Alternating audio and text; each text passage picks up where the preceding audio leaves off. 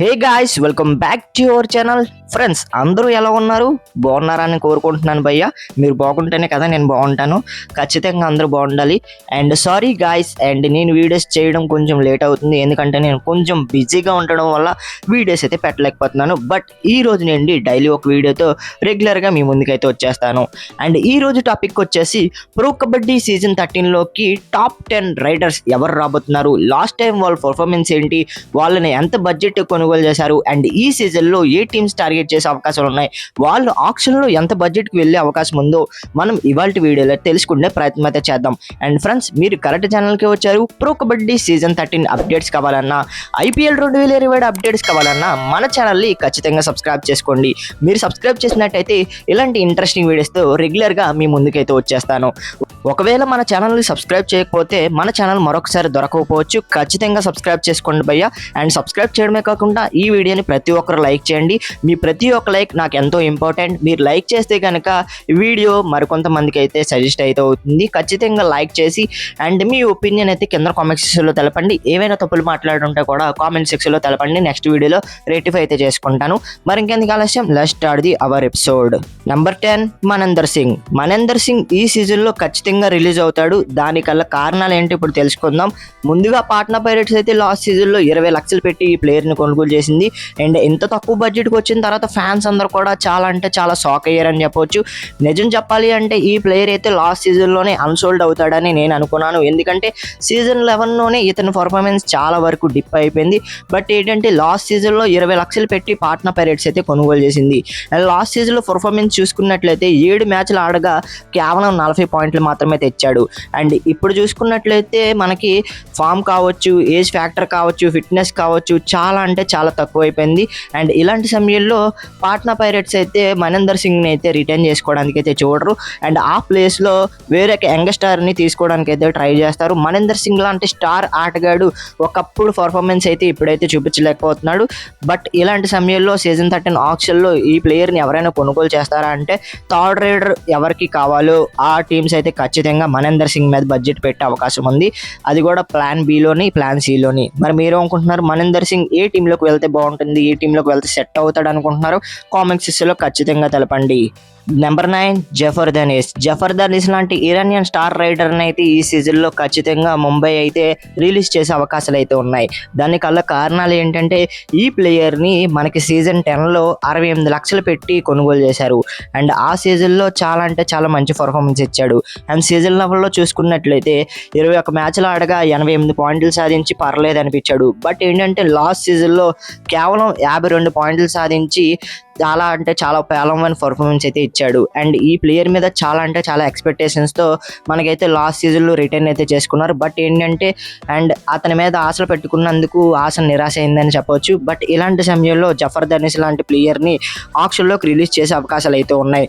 ఒకవేళ ఆక్షన్లోకి రిలీజ్ చేస్తే కనుక ఈ ప్లేయర్ మీద మనకైతే భారీ పోటీ ఉండే అవకాశం ఉంది. అండ్ సెకండ్ రైడర్ ఎవరికైతే ల్యాకింగ్ ఉన్నారో ప్రతి టీం కూడా ఈ ప్లేయర్ మీద బడ్జెట్ పెట్టే అవకాశాలు అయితే ఉన్నాయి.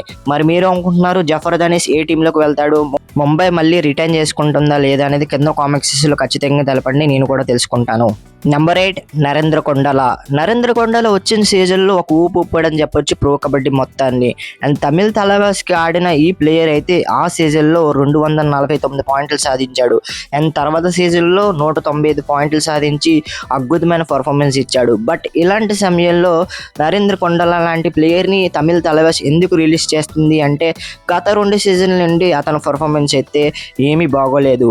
సీజన్ 11లో చూసుకున్నట్లయితే కేవలం 88 పాయింట్లు అయితే సాధించాడు. అండ్ సీజన్ 12లో చూసుకున్నట్లయితే 39 పాయింట్లు మాత్రమే సాధించాడు. అండ్ దీనికల్లా కారణాలు ఏంటంటే ఇంజురీ కన్సర్న్స్ ఉండడం వల్ల ఈ ప్లేయర్ పర్ఫార్మెన్స్ అయితే చాలా అంటే చాలా డౌన్ అయిపోయింది. ఒక స్టార్ ఆటగాడిగా ఎదుగుతాడు అనుకున్న సమయంలో ఇంజురీ కన్సర్న్స్ ఉండడం వల్ల నరేంద్ర కొండల కెరియర్ అనేది చాలా వరకు డౌన్ అయితే అయిపోయింది. బట్ ఇలాంటి సమయంలో కూడా మనం చూసుకున్నట్లయితే నరేంద్ర కొండల్ని తమిళ తలవాస్ అయితే రిలీజ్ చేసే అవకాశాలు అయితే ఉన్నాయి. ఎందుకంటే తమిళ తలవాస్ టీంకి కానీ ఇంకా ప్లేయర్స్కి కానీ పడట్లేదని మీ అందరికీ తెలిసింది. మరి ఇలాంటి సినారియోలో ఖచ్చితంగా నరేంద్ర కొండలు అయితే ఆక్షన్లోకి వచ్చే అవకాశాలు అయితే ఉన్నాయి. అండ్ ఈ ప్లేయర్ కనుక ఆక్షన్లోకి వస్తే చాలా వరకు పోటీ అనేది ఉంటుంది. అండ్ చాలా టీమ్స్ కూడా బడ్జెట్ పెట్టడానికి అయితే ఇంట్రెస్ట్ అయితే చూపిస్తారు. మరి మీరు అనుకుంటున్నారు, మీ ఒపీనియన్ అయితే కామెంట్ సెక్షన్లో ఖచ్చితంగా తెలపండి. నెంబర్ 7 గుమాన్ సింగ్ వచ్చిన సీజన్లో చాలా అంటే చాలా మంచిగా పర్ఫార్మెన్స్ ఇచ్చాడు పాట్నా పైరేట్స్లో. అండ్ తర్వాత యూ ముంబై లాంటి టీంలోకి వెళ్ళి యావరేజ్ పర్ఫార్మెన్స్ ఇచ్చాడు. అండ్ తర్వాత ఆక్షన్లోకి వచ్చిన తర్వాత యూపీఓ దశ అయితే 1,07,00,000 పెట్టి ఈ ప్లేయర్ని అయితే కొనుగోలు చేసింది. అండ్ ఈ ప్లేయర్ మీద భారీ ఎక్స్పెక్టేషన్తో కొనుగోలు చేస్తే అండ్ ఈ ప్లేయర్ అయితే ఆశలు నిరాశలు చేశాడని చెప్పొచ్చు. అండ్ 16 మ్యాచ్లు ఆడగా కేవలం 88 పాయింట్లు మాత్రమే సాధించాడు. అండ్ కొన్ని మ్యాచెస్లో మంచిగా పర్ఫార్మెన్స్ చేసినా కూడా ఆ మూమెంటంని ప్రతి మ్యాచ్లో అతనైతే చూపించలేకపోయాడని చెప్పొచ్చు. గెలవాల్సిన సిచ్యువేషన్స్లో కూడా మంచిగా పర్ఫార్మెన్స్ అయితే చేయలేకపోయాడు గుమాన్ సింగ్. బట్ ఏంటంటే ఇతనైతే చాలా అంటే చాలా మంచి ప్లేయర్ అని చెప్పొచ్చు. ఫామ్లోకి వస్తే కనుక చాలా అంటే చాలా మంచిగా పర్ఫార్మెన్స్ అయితే చేస్తాడు. ఒకవేళ ఆప్షన్లోకి వస్తే ఈ ప్లేయర్ మీద కూడా బడ్జెట్ పెట్టడానికి చాలా టీమ్స్ అయితే ఎదురు చూస్తాయి. బట్ ఏంటంటే కొంచెం తక్కువ బడ్జెట్కే తీసుకోవడానికి అయితే ట్రై చేస్తారు. మరి మీరు అనుకుంటున్నారు గుమాన్ సింగ్ని ఏ టీం తీసుకుంటే బాగుంటుంది, ఏ టీంలోకి వెళ్తే సెట్ అవుతాడు అనేది కామెంట్ సెక్షన్లో ఖచ్చితంగా తెలపండి. నెంబర్ 6 పవన్ కుమార్ శరావత్ని లాస్ట్ సీజన్లో అఫీషియల్గానే తమిళ తలవాస్ అయితే రిలీజ్ చేసిందని చెప్పొచ్చు. అది ఎందుకు మీ అందరికీ తెలిసిందే. అండ్ ప్లేయర్కి ఇంకా మేనేజ్మెంట్ ఇష్యూస్ ఉండడం వల్ల పవన్ శరావత్ని అయితే రిలీజ్ అయితే చేసింది. అండ్ మన తెలుగు టైటన్స్లో ఉన్నప్పుడు ఫిట్నెస్ ఇష్యూస్ ఉండడం వల్ల సరిగ్గా పర్ఫార్మెన్స్ అయితే చేయలేకపోయాడు. అండ్ మంచిగా పర్ఫార్మెన్స్ చేశాడు యావరేజ్గా. అండ్ తర్వాత ఫుల్ ఫ్లెడ్జ్డ్గా మంచి ప్లేయర్గా పర్ఫార్మెన్స్ చేద్దాం అనే టైంలో అండ్ తమిళ తలవాస్ టీంలో కొంచెం ఇష్యూస్ ఉండడం వల్ల బయటకి అయితే వెళ్ళిపోయాడు చెప్పొచ్చు. అండ్ సీనియర్ నేషనల్స్లోని కూడా మంచిగా పర్ఫార్మెన్స్ చేశాడు. అండ్ ఈ సీజన్ ఆక్షన్లోకి వస్తున్నాడు కాబట్టి అండ్ ప్రతి టీం కూడా అండ్ ఈ ప్లేయర్ మీద బడ్జెట్ పెట్టే అవకాశాలు అయితే కనిపిస్తున్నాయి. అండ్ ఇలాంటి స్టార్ ఆటగాళ్ళ కోసం చాలా టీమ్స్ అయితే ఎదురు చూస్తున్నాయి కాబట్టి అండ్ పవన్ శరావత్కి ఈ సీజన్లో మంచి బడ్జెట్ వచ్చే అవకాశాలు అయితే ఉన్నాయి. మరి పవన్ శరావత్ ఏ టీంలోకి వెళ్తే బాగుంటుంది అనేది మీ పర్సనల్ ఒపీనియన్ అయితే కింద కామెంట్ సెక్షన్లో ఖచ్చితంగా తెలపండి గైస్. నెంబర్ 5 సచిన్ తన్వర్ని లాస్ట్ సీజన్లో 1,05,00,000 పెట్టి పునేరి పల్టన్స్ అయితే భారీ ఎక్స్పెక్టేషన్స్తో కొనుగోలు చేసింది. బట్ ది వరస్ట్ బై అని చెప్పొచ్చు లాస్ట్ సీజన్స్లో. ఎందుకంటే సచిన్ తన్వర్ని ఇంత బడ్జెట్ పెట్టినా కూడా అతని బడ్జెట్కి అయితే అతను న్యాయం అయితే చేయలేకపోయాడు.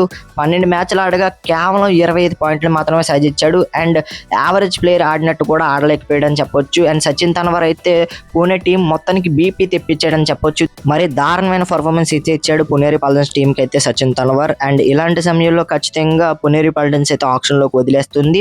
బట్ ఈ ప్లేయర్ మీద ఆప్షన్ పెట్టడానికి ప్రతి టీం కూడా మనకైతే ఆలోచించే అవకాశాలు అయితే ఉన్నాయి. బడ్జెట్ అయితే పెట్టరు, ఎందుకంటే ఇంజురీ కన్సర్న్స్ ఉన్నాయి, మంచిగా ఫామ్లో లేడు కాబట్టి. అండ్ ఇలాంటి ప్లేయర్ని అయితే ఏ టీం కూడా తీసుకోవడానికి అయితే ట్రై చేయరు, అన్సోల్డ్ అయ్యే అవకాశం అయితే ఉంది. మరి మీరు అనుకుంటున్నారు కింద కామెంట్ సెక్షన్లో ఖచ్చితంగా తెలపండి గైస్. నెంబర్ 4 నవీన్ కుమార్ని లాస్ట్ సీజన్లో 1,20,00,000 పెట్టి హర్యానా స్టీలర్స్ అయితే భారీ అమౌంట్తో కొనుగోలు చేసింది. బట్ ఏంటంటే లాస్ట్ సీజన్లో ఎంత బడ్జెట్ కొనుగోలు చేసినా అండ్ స్టార్టింగ్లోనే అతనైతే సీజన్కి బాయ్ చెప్పాడని చెప్పొచ్చు. ఎందుకు మీ అందరికీ బాగా తెలుసు, ఎందుకంటే సీజన్ 11లోనే ఇంజురీ కన్సర్న్స్ నుండి మంచిగా పర్ఫార్మెన్స్ అయితే చేయలేకపోయాడు. అండ్ పర్ఫార్మెన్స్ అనేది చాలా వరకు డిప్ అయిపోయింది. అండ్ ఈ సీజన్లో హర్యానా స్టీలర్స్లో ఆ ఇంజురీ అనేది ఇంకా పెరిగిపోయింది. అండ్ ఆ పెరిగిపోవడం వల్ల అండ్ సీజన్కి అయితే దూరం అయిపోయాడు. కేవలం 4 మ్యాచ్లు అంటే 4 మ్యాచ్లు ఆడడం జరిగింది. అండ్ ఇలాంటి సమయంలో నవీన్ కుమార్ లాంటి ప్లేయర్ని అయితే రిలీజ్ చేసే అవకాశాలు అయితే ఉన్నాయి. అండ్ రిటర్న్ చేసుకోవాలి అంటే ప్రైస్ ట్యాగ్ ఎక్కువ ఉంది కాబట్టి ఇంకా హైక్ ఇచ్చి తీసుకోవడానికి అయితే హర్యానా స్టీలర్స్ అయితే చూడరు. అండ్ ఇలాంటి సమయంలో హర్యానా స్టీలర్స్ అయితే నవీన్ కుమార్ని అయితే రిలీజ్ చేస్తుంది కాబట్టి అండ్ ఈ ప్లేయర్ మీద బడ్జెట్ పెట్టే అవకాశాలు అయితే చాలా టీమ్స్ అయితే ఎదురు చూస్తున్నారు ఈ ప్లేయర్ కోసం. అండ్ ఈవెన్ మన తెలుగు టైటన్స్ కూడా బడ్జెట్ పెట్టే అవకాశాలు అయితే ఉన్నాయి. మరి మీరు అనుకుంటున్నారు కింద కామెంట్ సెక్షన్లో ఖచ్చితంగా తెలపండి. నెంబర్ 3 అర్జున్ దేశ్వాల్ లాస్ట్ సీజన్లో అద్భుతమైన పర్ఫార్మెన్స్ ఇచ్చాడని చెప్పొచ్చు. తమిళ తలవేసి అయితే 1,45,00,000 పెట్టి కొనుగోలు చేసింది. అండ్ 18 మ్యాచ్లు ఆడగా 209 పాయింట్లు సాధించి అందులో 11 సూపర్ 10 సాధించాడని చెప్పొచ్చు. బట్ ఇలాంటి సమయంలో తమిళ తలవాస్ ఇలాంటి ప్లేయర్ని ఎందుకు రిలీజ్ చేస్తుంది అంటే మీ అందరికీ తెలిసిందే controversy. And last time Pawan శరావత్నే కాదు, ఇంకా కోచ్నే కాదు, అండ్ టీమ్ మేనేజ్మెంట్కి ప్లేయర్స్కి అయితే మనకైతే పడట్లేదని అండ్ చాలా వరకు న్యూస్ అయితే బయటకైతే హల్చల్ చేసింది, చాలా వైరల్ అయితే అయింది. అండ్ అర్జున్ దేశ్వాల్ కూడా తమిళ తలవాస్లో ఉండడానికి అయితే ఇంట్రెస్ట్ చూపించట్లేదు. తమిళ తలవాస్ కూడా అర్జున్ దేశ్వాల్ని బయటకు వదిలేయడానికి అయితే చూస్తున్నట్లయితే న్యూస్ అయితే వస్తుంది. అండ్ ఖచ్చితంగా అర్జున్ దేశ్వాల్ దేశవాళ్ళు వస్తే కనుక బయటికి మన తెలుగు టైటన్స్ అయితే పక్కాగా బడ్జెట్ అయితే పెడుతుంది. అండ్ ఈ మాట గుర్తుపెట్టుకోండి, ఖచ్చితంగా మన తెలుగు టైటన్స్ అయితే టార్గెట్ చేస్తుంది అర్జున్ దేశవాళ్ళని. అండ్ అర్జున్ దేశవాళ్ళని మన తెలుగు టైటన్స్ కాదు, చాలా టీమ్స్ అయితే భారీ అమౌంట్ పెట్టి కొనుగోలు చేసే అవకాశాలు అయితే ఉన్నాయి. మరి మీరు అనుకుంటున్నారు, మీ థాట్స్ కామెంట్ సెక్షన్లో ఖచ్చితంగా తెలపండి. అర్జున్ దేశవాల్ ఏ టీంలోకి వెళ్తే బాగుంటుంది అనేది. నెంబర్ 2 భరతూడా పేరు విన్నాక చాలా మంది తెలుగు టైటన్స్ ఫ్యాన్స్ కావచ్చు, ప్రో కబడ్డీ ఫ్యాన్స్ కావచ్చు షాక్ అవ్వచ్చు. అదేంటి భయ్యా, ది బెస్ట్ పర్ఫార్మెన్స్ ఇచ్చాడు అండ్ ప్రతి టీంకి కూడా చుక్కలు చూపించాడు కదా. అండ్ తెలుగు టైటన్స్ ప్లేఆఫ్స్కి వెళ్ళడం కారణంలో ది మెయిన్ కారణమయ్యాడు కదా. భరతూడాని ఎందుకు రిలీజ్ చేస్తారని చాలా మంది అడగొచ్చు. అండ్ లాస్ట్ సీజన్లో చూసుకున్నట్లయితే భరతూడాని 81 లక్షలు పెట్టి అయితే కొనుగోలు చేశారు. అండ్ ప్రైస్ ట్యాగ్ ఇష్యూ ఉండడం వల్ల ఈ ప్లేయర్ని అయితే ఆక్షన్లోకి రిలీజ్ చేస్తున్నట్లయితే న్యూస్ అయితే ఎక్కువ వస్తుంది. అండ్ లాస్ట్ సీజన్లో 21 మ్యాచ్లు ఆడగా 230 పాయింట్స్ అదే సాధించాడు. అందులో 11 సూపర్ 10s ఉన్నాయి. అండ్ ఇంకా లాస్ట్ సీజన్లోనే థర్డ్ బెస్ట్ రైడర్గా నిలిచాడని చెప్పొచ్చు. అండ్ తెలుగు టైటన్స్ అయితే కప్పు కొట్టే దగ్గర వరకు తీసుకెళ్లాడని చెప్పొచ్చు. బట్ ఇలాంటి ప్లేయర్ని ఆక్షన్లోకి రిలీజ్ చేస్తుంది మన తెలుగు టైటన్స్. ఎందుకు అంటే, అండ్ ఈ ప్లేయర్తో పాటుగా మనకి అర్జున్ దేశ్వాల్, ఇంకా నవీన్ కుమార్ లాంటి, పవన్ శర్వత్ లాంటి స్టార్ ప్లేయర్స్ కోసం కూడా మన తెలుగు టైటన్స్ ఆక్షన్లో టార్గెట్ చేసే అవకాశం ఉన్నట్లయితే మనకైతే ఎక్కువగా న్యూస్ వస్తుంది. అండ్ ఆ ప్లేయర్స్ని కొనుగోలు చేయాలి అంటే భరతూడా లాంటి ప్లేయర్ని అయితే ఖచ్చితంగా రిలీజ్ చేయాలి. అండ్ వాళ్ళని కొనుగోలు చేసి భరతూడాని మరొకసారి ఆక్షన్లో బైబ్యాక్ చేసే అవకాశాలు అయితే ఉన్నట్లయితే ఎక్కువ తెలుస్తుంది. మరి మీరు అనుకుంటున్నారు, భరతూడాని ఆక్షన్ ముందుగానే రిటైన్ చేసుకుంటే బాగుంటుందా, అండ్ ఆక్షన్లోకి రిలీజ్ చేసి బైబ్యాక్ చేస్తే బాగుంటుందా అనేది కామెంట్ సెక్షన్లో ఖచ్చితంగా తెలపండి. నా ఒపీనియన్ ప్రకారం ఖచ్చితంగా ఆక్షన్లోకి వదిలేస్తుంది. మన తెలుగు టైటన్స్ స్ట్రాటజీలో ఇది ఉంది కాబట్టి ఖచ్చితంగా భరతూడాని అయితే ఆక్షన్లో చూసే అవకాశాలు అయితే ఉన్నాయి. మరి మీరు అనుకుంటున్నారు, మీ థాట్స్ అయితే కామెంట్ సెక్షన్లో తెలపండి గైస్. నెంబర్ 1 దేవాంగ్ దలాల్ ఎందుకు బయటకు వచ్చేస్తాడో మీ అందరికీ తెలిసిందే. ఎందుకంటే లాస్ట్ సీజన్లో చూసుకున్నట్లయితే మనకి 2,20,00,000 పెట్టి మనకైతే దేవాంగ్ దలాల్ని బెంగాల్ వారియర్స్ అయితే కొనుగోలు చేసింది. అండ్ వాళ్ళు తీసిన గోతులు వాళ్ళే పడ్డారని చెప్పొచ్చు. అంత బడ్జెట్ పెట్టి ఒకే ఒక ప్లేయర్ మీద బడ్జెట్ పెట్టి వాళ్ళైతే చాలా అంటే చాలా అట్టర్ ఫ్లాఫర్ అని చెప్పొచ్చు. టీమ్ మేనేజ్మెంట్ కావచ్చు, టీం కావచ్చు. అండ్ బట్ ఏంటంటే యాజ్ ఏ ప్లేయర్గా మనకైతే దేవాంగ్ దలాల్ చాలా మంచి పర్ఫార్మెన్స్ ఇచ్చాడని చెప్పొచ్చు. 16 మ్యాచ్లు ఆడగా అందులో 271 పాయింట్లు సాధించి సెకండ్ బెస్ట్ రైడర్గా నిలిచాడని చెప్పొచ్చు. అండ్ ఈ సీజన్లో ఖచ్చితంగా దేవాంగ్ దలాల్ అయితే ఆక్షన్లోకి వస్తున్నాడు కాబట్టి చాలా టీమ్స్ అయితే బడ్జెట్ అయితే పెట్టడానికి అయితే ట్రై చేస్తారు. బట్ ఏంటంటే ఎక్కువ బడ్జెట్కి వెళ్ళకూడదు, తక్కువ బడ్జెట్లోనే తీసుకోవాలి. దేవాంగ్ దలాల్ అయితే ఒక యావరేజ్ బడ్జెట్లో తీసుకుంటే కనుక టీమ్స్ అన్నింటిలో కూడా ప్లస్ పాయింట్ అవుతుంది. మరి మీరు అనుకుంటున్నారు, దేవాంగ్ దలాల్ ఎంత బడ్జెట్కి వెళ్ళే అవకాశం ఉందో కింద కామెంట్ సెక్షన్లో ఖచ్చితంగా తెలపండి. ఎక్కువ బడ్జెట్కి వెళ్తే కనుక టీం పర్ఫార్మెన్స్ బాగోదు, అతని పర్ఫార్మెన్స్ కూడా చాలా వరకు డిప్ అయిపోతుంది. ప్రెజర్ ఎక్కువగా మనకైతే కంట్రోల్ చేసుకోలేరు కాబట్టి ఖచ్చితంగా తక్కువ బడ్జెట్లో తీసుకుంటే బాగుంటుంది అనేది నా ఒపీనియన్. 1,50,00,000 లోపు తీసుకుంటే బాగుంటుంది అనేది నా ఒపీనియన్. మరి మీరు అనుకుంటున్నారు కింద కామెంట్ సెక్షన్లో తెలపండి. అండ్ ఈ రోజు వీడియో ఇది గైస్. వీడియో కనుక మీకు నచ్చితే లైక్ చేయండి, షేర్ చేయండి. మన ఛానల్ ఖచ్చితంగా సబ్స్క్రైబ్ చేసుకొని పక్కన వచ్చే బెల్ ఐకాన్ క్లిక్ చేయండి. ఒకవేళ మీరు మన ఛానల్ సబ్స్క్రైబ్ చేయకపోతే మన ఛానల్ మరొకసారి దొరకకపోవచ్చు. ఖచ్చితంగా సబ్స్క్రైబ్ చేసుకొని ఉంచుకోండి. ఇలాంటి వీడియోస్తో రెగ్యులర్గా మేము ముందుకైతే వచ్చేస్తాను. అండ్ మరొక ఇంట్రెస్టింగ్ వీడియోతో తర్వాత కలుద్దాం. మీకు ఏడిపి signing off. Bye friends, bye.